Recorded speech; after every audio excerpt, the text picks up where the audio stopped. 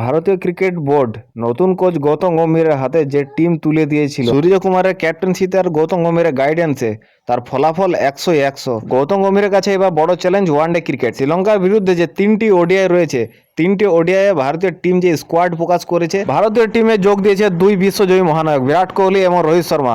এই দুই মহানায়কের কথা বলতে গেলে যে কোনো শব্দ কম পড়ে যাবে।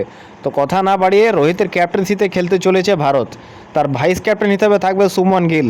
লং টাইমের কথা চিন্তা করে শুভমন গিলকে ভারতীয় ভাইস ক্যাপ্টেন করা হয়েছে। ভারতীয় টিমে পরবর্তী প্লেয়ার শ্রেয়স আইয়ার, যার হাত ধরে কেকেআর টানা 10 বছর পর ট্রফি জিতে আইপিএল। 23-এর বিশ্বকাপে ভারতের ইতিহাসে মিডিল অর্ডারে সব থেকে বেশি রান করে শ্রেয়স আইয়ার। তারপরেও তাকে পড়তে হয়েছে অনেক কন্ট্রোভার্সিতে এবং সে ফাইনালি কামব্যাক করছে শ্রীলঙ্কা সিরিজে।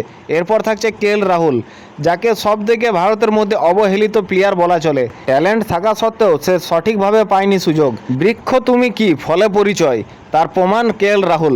ওপেনিং করিয়ে নাও বা লোয়ার অর্ডারে ফিনিশিং, যে কোনো কাজ সে একা হাতে করতে পারে। উইকেট কিপিং থেকে ফিল্ডিং হিসাবে যে কোনো কাজে রাহুল পারদর্শী। এরপরে থাকছে বিশ্বকাপ জয়ী দলের সদস্য ঋষভ পান্ত, যাকে বর্তমানে ভাবি ক্যাপ্টেন হিসাবে ধরা যাচ্ছে চেন্নাই সুপার কিংসের, যার মাথায় রয়েছে মহেন্দ্র সিং ধোনির হাত।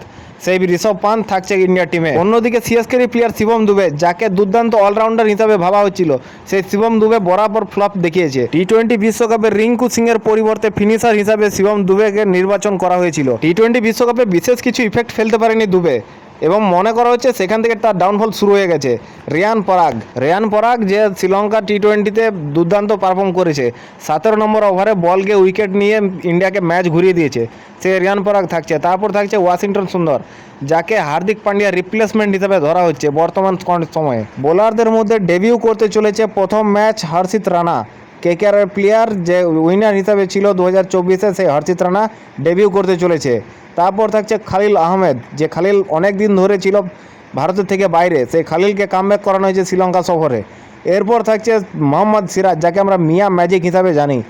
এশিয়া কাপে একা হাতে সিরাজ শ্রীলঙ্কাকে শেষ করে দিয়েছিল। সিরাজেরই দাপটের কারণে এশিয়া কাপের মতো ফাইনাল ম্যাচে শ্রীলঙ্কা 50 রানের মধ্যে অল উইকেট হয়ে যায়। এরপর থাকছে অরশদীপ সিং। টি20 বিশ্বকাপ ফাইনাল জেতার পর এবার অরশদীপ সিংকে ওয়ানডে শ্রীলঙ্কার বিরুদ্ধে খেলতেও দেখা যাবে। এর মাঝে কোশ্চেন একটা থেকেই যাচ্ছে, শ্রীলঙ্কা যে টিম এশিয়া কাপে 50 রানে অল উইকেট হয়ে গেছিল ভারতের বিরুদ্ধে, সেই শ্রীলঙ্কা কি বদলা নেবে? দেখা যাক সিরিজে সব কী হচ্ছে। তো বন্ধুরা, এই পর্যন্ত আজকে ভিডিও দেখতে থাকো, এনজয় করতে থাকো, ক্রিকেটকে ভালোবাসো। ক্রিকেটের জন্য একটা লাইক, একটা সাবস্ক্রাইব করে দিও। Thank you.